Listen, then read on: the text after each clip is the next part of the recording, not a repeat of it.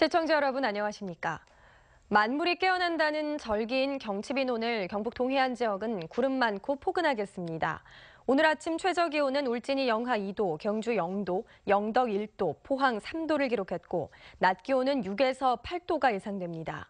동해 모든 해상에는 풍랑주의보가 내려진 가운데 물결이 4에서 5m로 높게 일겠습니다. 해안에도 너울로 인한 높은 물결이 해안도로나 방파제를 넘는 곳이 있겠습니다. 지진으로 피해를 입은 주택을 재건축할 경우 취득세 감면 혜택이 늘어납니다. 포항시는 경상북도의회가 지난 2월 지진 피해 주택 취득 지방세 감면 동의안을 의결함에 따라 지진으로 멸실이나 파손된 주택을 건축하거나 대체 취득할 경우 기존 주택의 연면적을 초과하는 부분도 취득세를 추가로 감면받을 수 있도록 감면 혜택을 확대한다고 밝혔습니다. 현행법상 천재지변으로 주택이 파괴돼 대체 취득할 경우 기존 주택의 연면적까지는 취득세 감면이 가능하지만 초과 면적은 혜택을 받을 수 없었습니다. 트럼프 미국 대통령이 수입 철강에 25%의 관세를 부과하겠다고 밝힘에 따라 국내 철강업계가 비상에 걸렸습니다. 대미 수출 비중이 낮은 포스코는 당장 큰 타격이 없지만 대미 의존도가 높은 관광업체들은 미국 현지 생산 등 대책 마련에 부심하고 있습니다. 한기민 기자가 보도합니다. 미국은 우리나라가 수출하는 철강제의 88%에 이미 반덤핑 상계 관세를 부과한 상태입니다.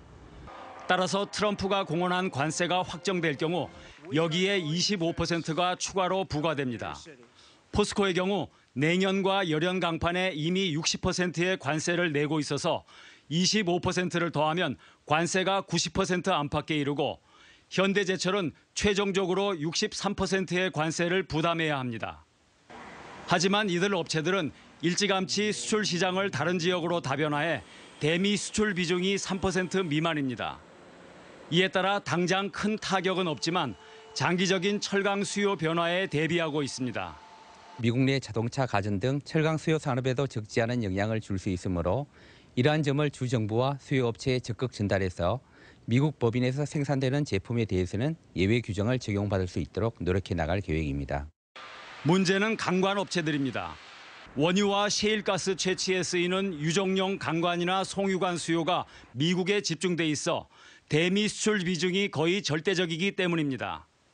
매출의 80%를 미국 수출에 의존하고 있는 넥스틸은 기존에 부과된 46%에 25%가 추가되면 70%의 관세를 물어야 합니다.